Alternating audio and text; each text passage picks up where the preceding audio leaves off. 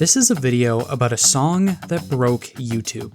More importantly, this is a video about the story behind a song that broke YouTube. Watch closely. Almost 20 years ago, a man sits at a restaurant in Germany. He's already drank several beers, painstakingly waiting for the cook to show up. Prior to the liquid confidence entering his bloodstream, he was informed that the cook was going to be late. He was going to wait. He's a stubborn man. So that's what he does. He waits and he drinks. After his 8th beer is shot down, he looks up at the nice lady standing behind the bar, one that has kept his hop-ridden glasses supplied.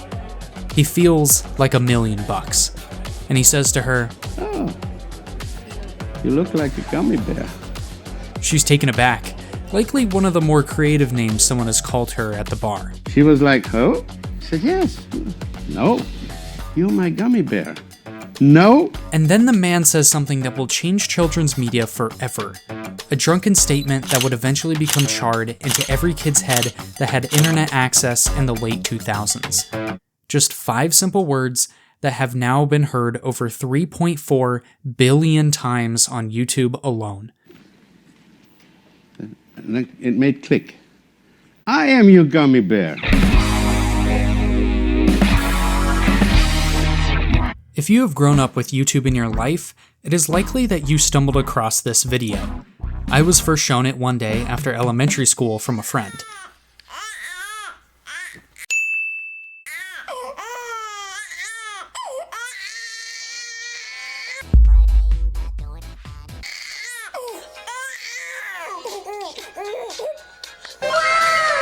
The video felt like a hallucination, and is a feeling that hasn't really changed to this day. Back then, I thought it was the funniest thing ever. Almost 20 years later, and now all I can think about is how terrible it is. But still, I can't seem to peel my eyes away from the screen. It's like a car crash, a media spectacle that makes 0 sense, but through its absurdity keeps my brain on a leash. I doubt I am the only one who has experienced this. However, this comparison between the past and the present serves another purpose, and you are going to find that the rest of this video is just that, a comparison of the past to the present. Let us begin.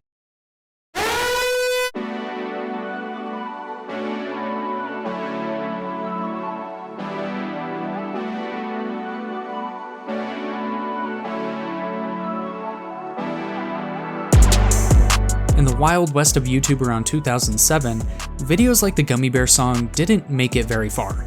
The top videos that year were Chocolate Rain, Leave Britney Alone, and a fight between a water buffalo, a pack of lions, and a crocodile. It was a simple time, where YouTube was never considered to be a job, and the subscribe button was still yellow. YouTube's core identity was still a newborn. So when this song was released, it was just another face in the crowd, a highly annoying video that stood out, but not enough. Not yet. People moved past it and continued to post their own pieces of their lives. The internet was still much more about who you followed, not who you were recommended. But what these ancestors of YouTube didn't know was that things were about to change on the platform forever. The new, shiny, and unspoiled home of personal funny videos and SpongeBob clips would slowly transform into a corporatized children's entertainment dumpster fire. And it all started with the success of one annoying video. And that is where this story really begins. Let's go back to the bar. I said, "You're my gummy bear." That drunken man's name is Christian Philipp Schneider, a composer and CEO of Gummy Bear International. Yes, there's an entire company based off of this video somehow. Born in Yugoslavia in 1952, he lived the early days of his career as a tax attorney before finding his way into the world of animation. He had a small amount of experience, landing him as a co-producer for the film Felix the Cat, the movie. But from the start, things weren't shaping out how he had hoped. The film went through a multitude of delays, causing Columbia Pictures to threaten scrapping the project if it didn't release in a timely fashion. Due to breaking the original timetable contract, which is something that you'll come to see isn't a one-off mistake. Schneider paid over double his original investment to see the project come to its final fruition.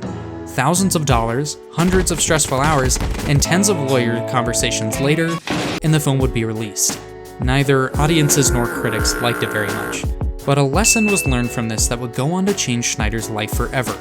A philosophy about having a good idea. It is 1 in a million that you have a very easy idea like, I'm your gummy bear. 1 in a million. It worked because the song and the visual and the text were one. Yes, I'm Papa Bear. Some spend their entire lives searching for the 1 in a million idea. Most of us will never find it. Typically us, quote, average people are trying to find out the secret, the get-rich-quick idea, the next big thing. Do you have a favorite feature to use in here? Yeah. Something that you think is very cool? Check this out. Wow. So that's pretty neat. This is so freaking cool. We watch movies about it, read books, and listen to podcasts. We desperately want an answer that few people actually possess. Unfortunately, sometimes it just comes down to being in the right place at the right time. And from all this searching, we often are looking at the figures who spent countless hours, tears, and sacrifices to achieve their dream with a little bit of luck thrown on top. But what is arguably even more intriguing is when you take that formula, the underdog story, the entrepreneur, the hard worker, and flip it on its head. The story of the Gummy Bear song is widely unknown, and for a good reason. The underdog that got famous was just in the right place at the right time, with an insane amount of luck, and that's it. As I was doing research for this video, my original intentions were to discover the genius behind this song. I was the average person, trying to find the diamond in the rough, failing to garner more understanding for creating such an annoying piece of media. There had to be more of a purpose, right? To make this short, no, there really was no other purpose than this dude just being insanely lucky. But let's fast forward again real quick.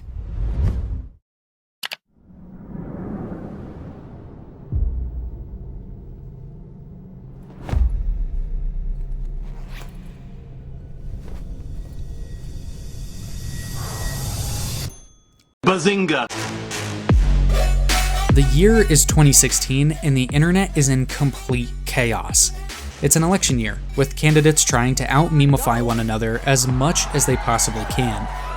But I'm trying to figure out how we get them to have Pokemon go to the polls.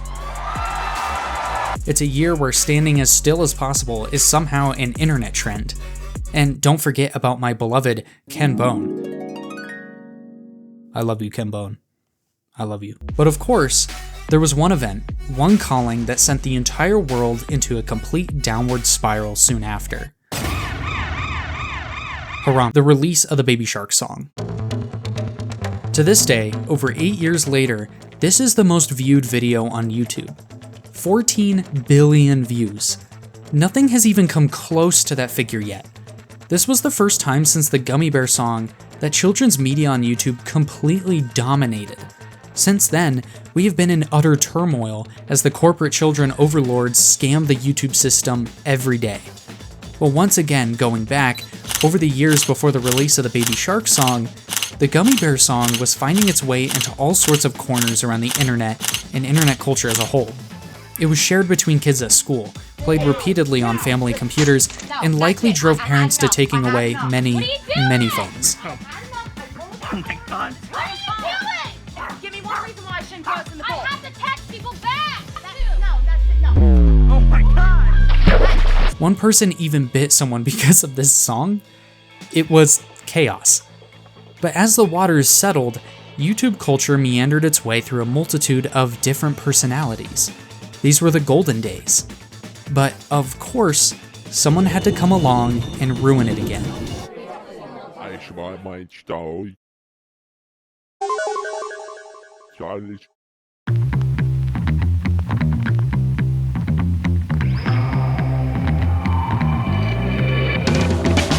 After the Baby Shark song released to incredible success, The branding deals and corporatization of children's entertainment started to catch the eye of many uncreative individuals. Like I mentioned earlier, everyone is always looking for the get-rich-quick scheme. These people saw how the Gummy Bear song impacted internet culture and took note, showing that poor animation and catchy melodies can go a long way. Then with Baby Shark, they saw that the more and more you gear it towards kids, the more likely you are to strike gold. With the uber success of the Gummy Bear song and Baby Shark, now that formula was shown to the world and that it worked multiple times. It wouldn't take long for a lackluster animated videos.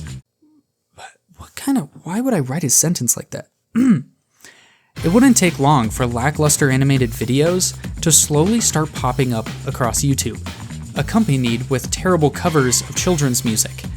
In October 2016, just a few months after Baby Shark, Johnny Johnny,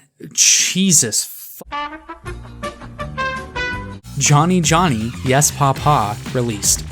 It now has 6.9 billion views, nice, and is the third most viewed song on YouTube ever. In 2016, we saw two of the most annoying songs release in the same year as Harambe's death. 2017, we see Cocomelon release their own version of the Baby Shark song to incredible success. It now has 3.4 billion views. And it just keeps going. 2018 was the year where the avalanche really started to slide. Cocomelon was completely dominating in views with hit classics such as The Bath Song and Wheels on the Bus. YouTube had officially been taken over by the worst of the worst. The corporatization of children's media had reached an all-time peak, and there is no sign in the present day that it is going to slow down anytime soon. We are in troubling times. But from this, you will likely have a question. Okay, FCP, if the Gummy Bear song was really the start of all of this, why didn't we see this rise in children's entertainment brain rot happen when that video released?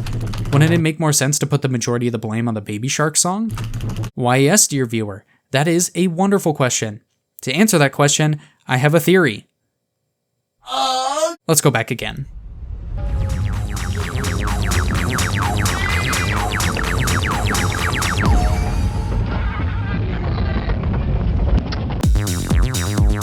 In 2007, the leading social media platform was MySpace. I'm not going to go boomer mode and say, oh, you guys probably don't know what that is, because those statements always piss me off. Yes, Grandpa, I know what a fucking VHS player is. However, MySpace and social media in general was still in its infancy. The incredibly complex algorithms that we have today weren't as prominent back then, where feeds were largely controlled by what you followed versus what you might follow. There is a wonderful lecture by Jack Hunt, founder of Patreon, on this exact effect. To give you a slight TLDR, even though you really should go check out the video, Jack basically says that right around the early 2010s, a new concept emerged with social media and the internet as a whole. Starting with Facebook, a new method called ranking was introduced, where each post or video in someone's subscription box would be given an individual analysis. This analysis primarily leaned towards engagement, and would then rank those subscriptions based upon their engagement. Thus, the viewer and fan lost a massive amount of power in the content they saw. Sound familiar?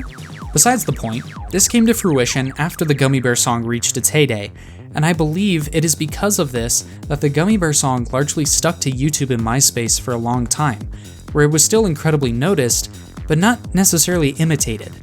In this time period, it was still difficult to easily copy animation and videos in general like this. YouTube didn't have the tools in place, nor did other social media, to make this easier to imitate. But wait, it gets better.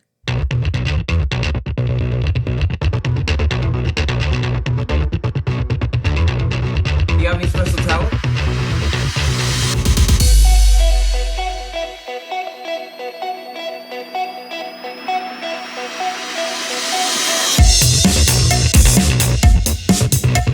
So fast forward again to 2016.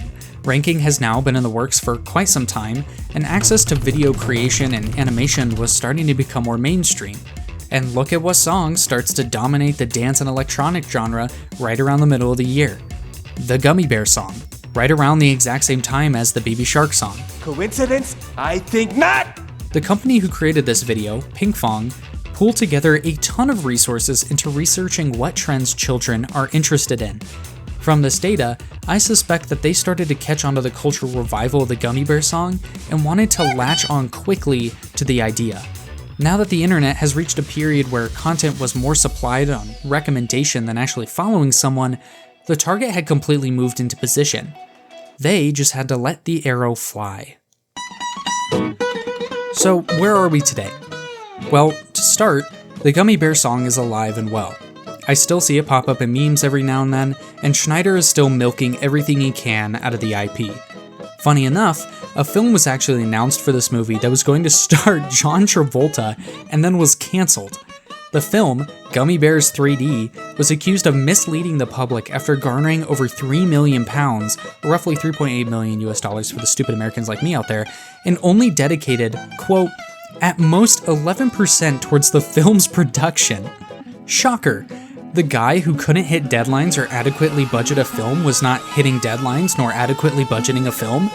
Oh, Schneider. For YouTube, it has been dominated by children's entertainment channels for quite some time now.